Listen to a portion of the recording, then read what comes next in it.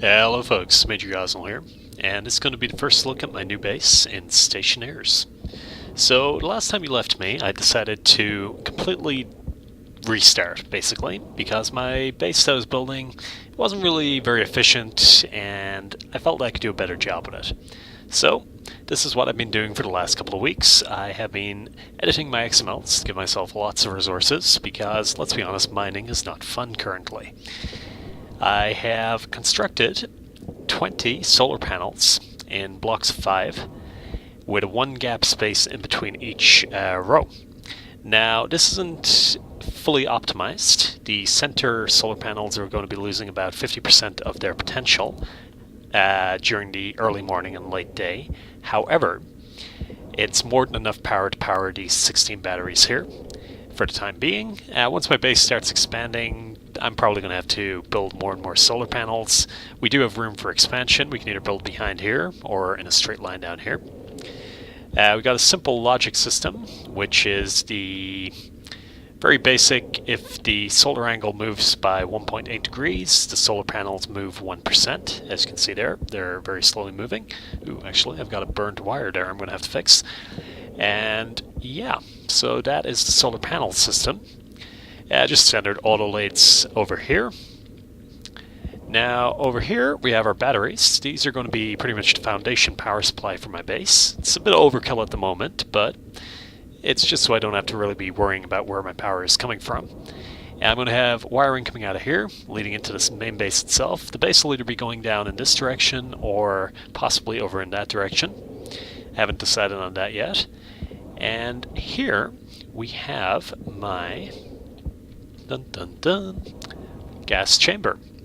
So this is going to be the room where I produce my oxygen, nitrogen, etc.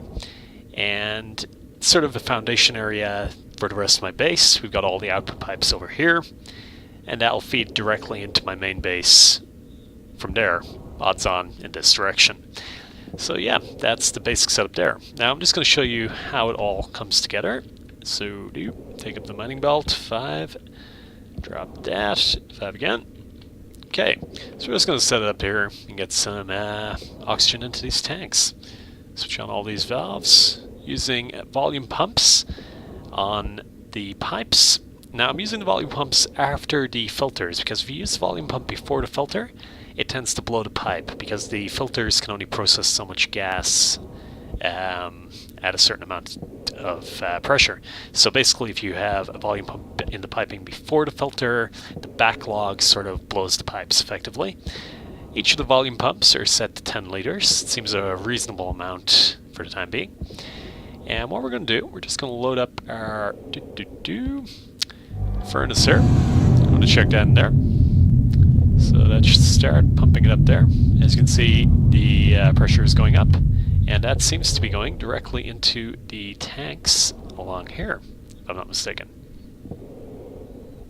Yep, that seems to be working very nicely, actually.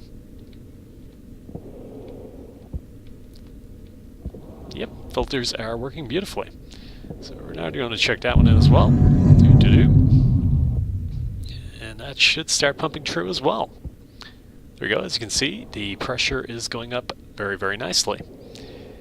Now, very, very nice. So, what we're going to do now is, I'd hoped that there would have been enough pressure to show you the next neat little trick that I had set up. However, there doesn't appear to be.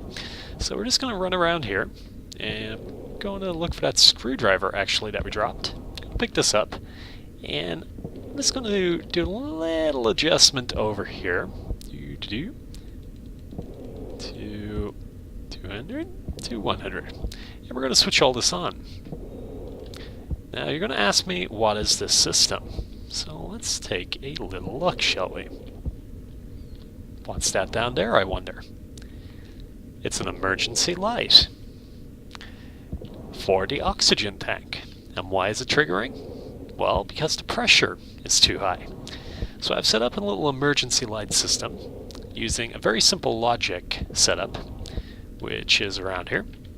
So here you have a very simple system. You have memory, logic writer, compare unit, and logic reader.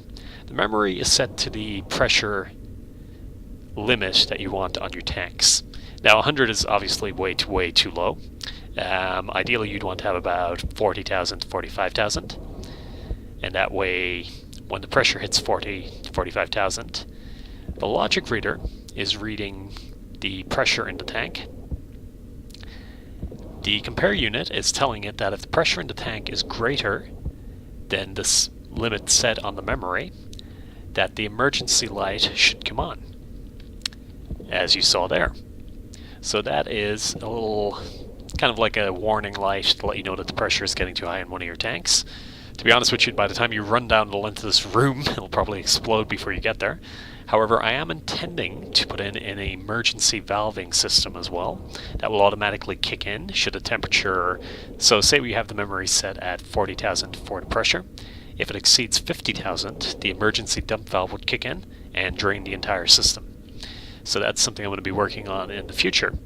So I hope you like the new starting area for my base, and I hope to be expanding upon it in the next couple of weeks. If you have any questions, please feel free to ask in the comments section, and please hit the like and subscribe buttons. Hope to see you on the next episode of Stationeers.